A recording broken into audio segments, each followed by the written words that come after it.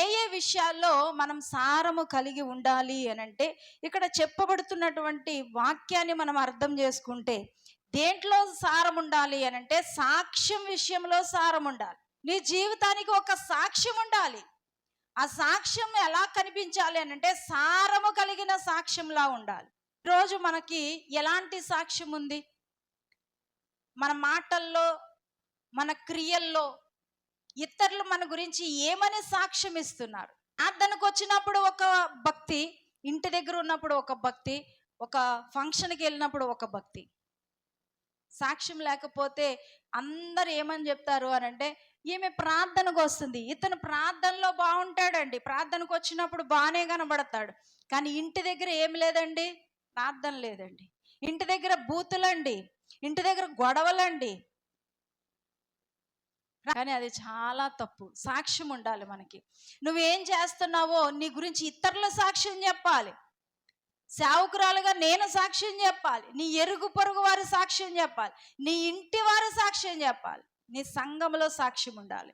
యోబు గురించి మనం చూస్తే, యోబు యథార్థవర్తనుడు, న్యాయవంతుడు, దేవుని యందు భయభక్తులు కలిగి చెడుతనమును విసర్జించిన వాడంట. ఎవరు సాక్ష్యం చెప్తున్నారు యోబు గురించి?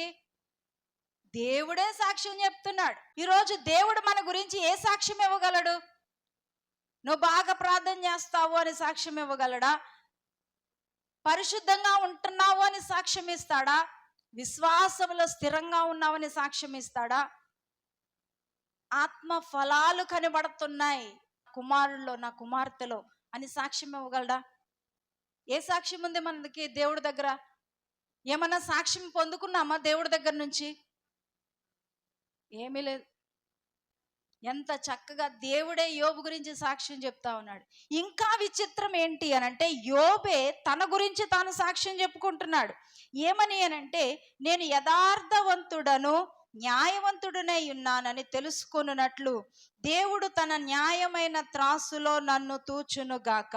ఎంత మంచి సాక్ష్యం చూడండి. మనం చెప్పగలమా ఇలాగా దేవుడి దగ్గర? నేను ఎలా ఉన్నానో ప్రభువా, నన్ను త్రాసులో పెట్టి తూచు, నేను న్యాయమైన ప్రవర్తన కలిగి ఉన్నాను అని అంటే తూచాడు అనుకోండి, మన మాట నమ్మి పుట్టుకొని పైకి లేసిపోతాం, తేలిపోద్ది త్రాసు. దేవుడు అంత గొప్ప దేవుడు. మనం పైకి ఏయో చెప్పేసుకోవచ్చు, గొప్పలు చెప్పేసుకోవచ్చు. నేను 24 గంటల్లో 20 గంటలు ప్రార్థనలో ఉంటానండి, వారంలో 3 రోజులు ఉపవాసం ఉంటానండి, నేను అంతసేపు బైబిల్ చదువుతానండి అని మనం ఎన్నన్నా చెప్పుకోవచ్చు. ఆ సాక్ష్యం గురించి నేను చెప్పట్లేదు, డబ్బా కొట్టుకునే సాక్ష్యం గురించి నేను చెప్పట్లేదు. నిజంగా నువ్వు చెప్పే సాక్ష్యం దేవుడు కనుక విని, ఒకవేళ న్యాయవంతుణ్ణి నేను అని దేవుడు తెలుసుకునేటట్లుగా నన్ను త్రాసులో పెట్టి తూస్తే అని నువ్వు చెప్పగలిగే సాక్ష్యం నీ దగ్గర ఉందా? మన జీవితాలను దేవుడు చదివేశాడు. మనం ఎలా ఉన్నామో, ఎక్కడ కూర్చుంటామో, ఏం చేస్తున్నామో, ఏమి ఆలోచిస్తున్నామో మన మాట నాలుకకు రాకముందే దేవుడికి తెలుసంట. నీ జీవితం మొత్తం దేవుని చేతిలో ఉంది. నువ్వు దేవుడి దగ్గర డబ్బా కొట్టుకుంటే కుదరదు. మనుషుల దగ్గర నువ్వు ఎంత అన్నా కొట్టుకో, కానీ దేవుడి దగ్గర మాత్రం పని చేయదు అది. దేవుడి దగ్గర దేవుడు కనికరించాడు, అయ్యో దేవుడు కృప చూపించాడు అంటే ఇలాంటి విషయాల్లో దేవుడు ఏమీ కృప చూపించాడు. త్రాసులో పెట్టి చూస్తాడు. మన త్రాసులు అయితే కొంచెం మనం ఇలా చేయి పెట్టి వంకర పెట్టి కింద ఏదో పెట్టి చెయ్యొచ్చేమో, కానీ దేవుని త్రాసుకి అయ్యా ఏమీ లేవు. న్యాయమైన త్రాసు అది. అందులో వేస్తే తేలడమో మొలగడమో జరగాలి, అంతే. రెండే 2 ఆప్షన్స్. నీ గురించి నువ్వు దేవుని దగ్గర నమ్మకమైన సాక్ష్యాన్ని చెప్పగలిగిన వ్యక్తిలా ఉండాలి. తర్వాత ఇంకా విచిత్రం చూడండి, ఎవరు సాక్ష్యం చెప్తున్నారు యోబు గురించి అని అంటే, యోబు భార్య చెప్తుంది. ఏమని అంటుంది? నువ్వు ఇంకా యథార్థతను విడవక ఉన్నావా? ఇంకెంతకాలం ఉంటావు? తిట్టింది బాగానే ఉంది, అక్కడ ఏమని ఒప్పుకుంటుంది? నా భర్త యథార్థవర్తనుడు. ఆమె కూడా తిట్టినప్పుడు కూడా ఒప్పుకుంటుంది మా ఆయన మంచోడని. నీకు కోపం వచ్చినప్పుడు ఏమని తిడతావు మీ ఆయన్ని? ఏమని తిడతారు మీరు? పోనీ ఆయన ఎదురుగుండా కాకపోయినా పక్కకి వెళ్ళి తిడతారు కదా, ఆ తిట్టే చెప్పండి. మంచోడని తిడతారా? కోపం వచ్చినప్పుడు అబ్బా మా ఆయన భలే మంచిగా తిట్టాడు అంటారా? అంటారా? ఆడు ఈడు ఎన్నొత్తాయో లోపల నుంచి. అసలైన వ్యక్తి కనబడతారు అప్పుడు కోపంలో.